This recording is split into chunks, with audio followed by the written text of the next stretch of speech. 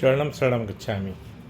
मैं राधा रमन त्रिपाठी आज 16 अगस्त 2025 को आपके सामने बैठा हूँ P3Y पर एक वीडियो बनाने के लिए। आज का वीडियो एक अनुभव के ऊपर आधारित रहेगा। बहुत ही अच्छा अनुभव है। जब शुरू में हम लोग सीखे थे P3Y और ट्रैफिक से संबंधित है, लेकिन उसके पहले 3 परमनाथ।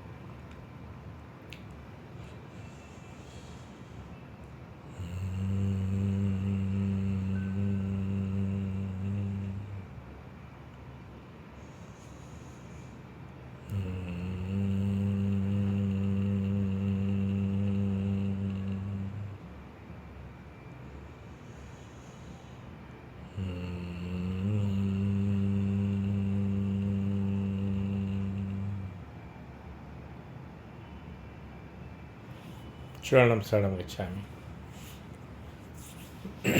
वैसे तो हमेशा चर्चा होती रहती है और कई बार मैंने चर्चा की है कि यात्रा करने के पहले पप्र करके चलना चाहिए, तो अनेक तरह की कठिनाइयों से छुटकारा हो जाता है।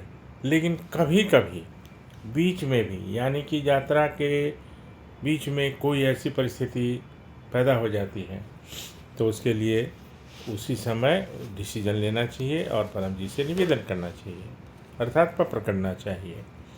बात उन दिनों की है जब नया माने एकदम मैं परम जी के संपर्क में आया था और परम जी का एकाएक फ़ोन आया कि मैं कौशाम्बी आने वाला हूँ, मैं गाज़ियाबाद आने वाला हूँ। और उस समय हम लोग बोकारो में थे। उस समय ज़्यादा बोकारो में ही रहते थे, बल्कि उस समय मुंबई का तो कोई प्रोग्राम था ही नहीं। मुंबई और गाज़ियाबाद आना जाना होता था। और एक अभय झा करके एक लड़का था, जो अच्छा लड़का था, और मैंने परम जी को अपने घर की एक चाबी भी दे दी थी और वो परमानेंट रहता था वहीं, कि मेरे पीछे में भी परम जी आए तो अपना सब खाना पीना या जो भी है देख रेख करे। तो एकाएक प्रोग्राम बन गया और हम लोग उस समय बोकारो से राजधानी ट्रेन नहीं चलती थी। उस समय की बात है। राजधानी ट्रेन पकड़ने के लिए धनबाद आना पड़ता था। और जिस दिन परम जी का फ़ोन आया उसी दिन अभय भी दरभंगा उत्तर बिहार का रहने वाला था, वो आ गया बोकारो। तो उसका टिकट उसी समय, मतलब वो जब आया तो उसका टिकट लिया गया।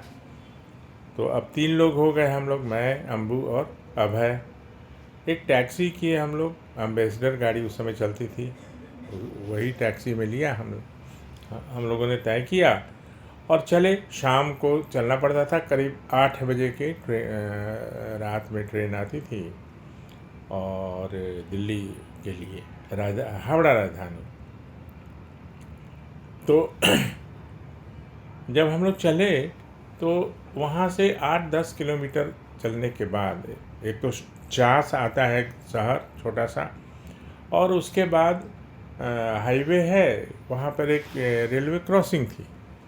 तो बहुत दूर तक गाड़ियाँ खड़ी थी, तो मैंने सोचा कि रेलवे क्रॉसिंग है, वो गेट बंद होगा, इसलिए कोई ट्रेन गुजर रही होगी। बहुत देर तक बैठे रहे। फिर हम लोगों ने पूछा किसी से, तो उसने कहा कि कल रात में यहाँ पे मर्डर हो गया है। वो जो गेटमैन था वो किसी कारण से हो गया होगा, जो भी कारण हो वो मैं नहीं जानता, इसलिए ये बंद है और ये तब तक नहीं खुलेगा जब तक कि वो कोई नेता नहीं आएंगे, डीसी और एसपी सब आएंगे, क्या करेंगे तब तक। तो हम लोगों ने तो सोचा कि आज की ट्रेन गई और अब तो नहीं पकड़ पाएंगे, क्योंकि वहाँ से करीब 40 किलोमीटर दूर है, 35 किलोमीटर धनबाद। तो इधर से भी 50-60 गाड़ियाँ और क्रॉसिंग के उस तरफ से भी 50-60 गाड़ियाँ। उसी दिन बोकारो में दत्ता साहब थे, असिस्टेंट कमिश्नर, और हमारे जो कमिश्नर बैठते थे इनकम टैक्स के, वो धनबाद में। तो हर छोटी चीज़ के लिए धनबाद जाना पड़ता था। तो वो धनबाद गए थे और वापस हो रहे थे, उधर से वापस हो रहे थे। तो वो क्रॉसिंग के उस तरफ थे और हम लोग इधर से थे। तो बहुत हम लोगों ने मिन्नत की और बहुत रिक्वेस्ट किया उन लोगों से कि भाई ज़रा देख लो, बहुत ज़रूरी है ऐसे। लेकिन वो लोग कुछ भी नहीं माने। तो अम्बू ने मुझे याद कराया कि पप्र कर लीजिए। उस समय परम योग होता था, परम प्रयोग। पप्र तो बाद में उसको वो नाम रखे परम जी। तो मुझे याद आया, मुझे याद है 150 रुपया का हमने पप्र किया कि हे परम जी, इससे हमारी गाड़ी निकल जाए और मेरी ट्रेन न छूटे और मैं सही समय से धनबाद स्टेशन पहुंच जाऊं। तो 11वां वाक्य जैसे पूरा ही हुआ था कि 2-3 बच्चे, मैं तो सड़क पे उतर के लोगों से नेगोशिएट कर रहा था और वहीं पे खड़े खड़े पप्र किया। तो 2-3 बच्चे आए गाड़ी के पास। मैं दूर से देखा कि अम्बू कुछ बात कर रही है, तो मैं दौड़ के आया कि कहीं कुछ बदमाशी ना करे, क्योंकि वो लोग बोलता था कि गाड़ी ले जाओगे तो शीशा फोड़ देंगे इत्यादि इत्यादि। तो मैंने वो क्या किया कि उन लोगों से आके पूछा, तो बोला कि आप हमको 50 रुपीज़ देंगे तो मैं आपकी गाड़ी को निकाल दूंगा। ये बहुत ही आश्चर्यजनक बात है, अद्भुत और आश्चर्य। तो मैंने कहा कि नहीं, मैं आपको 100 रुपये दूंगा, आप मेरी गाड़ी निकाल दीजिए, बहुत बहुत कृपा होगी। तो 3 बच्चे आए। अब मेरे सामने बहुत सारी गाड़ियाँ थी, तो उन लोगों ने उसको एक रास्ता निकाल के, क्योंकि वो लोकल वहीं उसी गांव के थे वो लोग।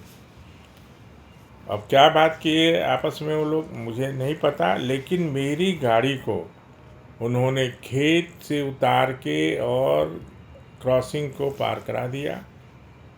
ये एक हमारे लिए तो बहुत ही अद्भुत अनुभव था, बिकॉज अभी नए नए हम जुड़े थे परम जी से, पप्र से, परम योग से।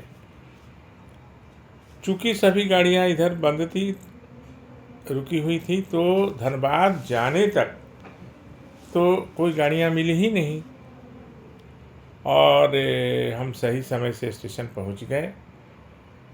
सही समय से स्टेशन पहुँच गए, मुझे गाड़ी भी मिल गई। और कई लोगों का, क्योंकि कुछ कोटा होता था उस समय बोकारो से धनबाद का दिल्ली के लिए, तो कई लोग की गाड़ियाँ तो छूट गई, जिसके कारण कोच में, यानी वो रेलवे का जो जिस कंपार्टमेंट में हमारा रिजर्वेशन था उसमें कई बर्थ खाली रहे, क्योंकि वो लोग पहुंच नहीं पाए। वो लोग, उन लोग की गाड़ियाँ छूट गई, गाड़ी छूट गई मतलब।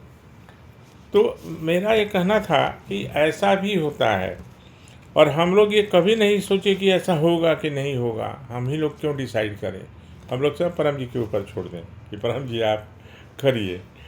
तो ये मेरा बहुत अच्छा अनुभव भी था और नया नया अनुभव था, क्योंकि मैं अभी बहुत ज़्यादा दिन नहीं हुआ था, परम जी के बहुत सारी बातों से परिचित नहीं था, अवगत नहीं था। बाद में तो बहुत फ्री कर दिए परम जी, जब ज़्यादा रहने लगे, हम लोग ज़्यादा काम करने लगे, बात करने लगे। लेकिन उस समय तो हम लोग सही समय से फिर पहुंच गए, गाजियाबाद ही पहुंच गए, और परम जी भी आ गए उधर से। फिर आगे की और बहुत सारी कहानियां हैं जो बाद में बताऊंगा। तो मेरा ये कहना है कि हम लोग ये ना डिसाइड करें कि कौन मांगे और कौन ना मांगे, कौन शिक्षा मांगे कौन ना मांगे, सब इच्छाएं पूरी होंगी 4 छोड़ के।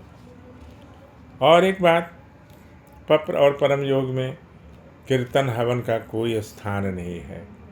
मुझे पता है, जो मेरे यहाँ महीनों महीनों आके लोग सूरत पक्का पार्टी रहा है, वो सब आजकल हवन, कीर्तन, डांस, डीजे इत्यादि में लिप्त है। लेकिन ये अच्छी बात नहीं है। एक समय आएगा जब उन्हें महसूस होगा, तो अब उनकी इच्छा है तो वो करें। लेकिन मेरे संपर्क में जो हैं उनसे मेरा निवेदन है कि आप सिर्फ 11 वाक्य से नाता रखिए, परम पप्र और परम योग से नाता रखिए, आपका सब काम बनेगा, आपकी सभी सुखद इच्छाएं पूरी होंगी जो अब तक नहीं पूरी हुई हैं। ये मेरा अनुभव है और मेरा आपसे निवेदन है। इसको अधिक से अधिक लोगों को बताइए, और फिर मैं आपसे कल मिलता हूँ। अभी के लिए चरणम शरणम गच्छामि।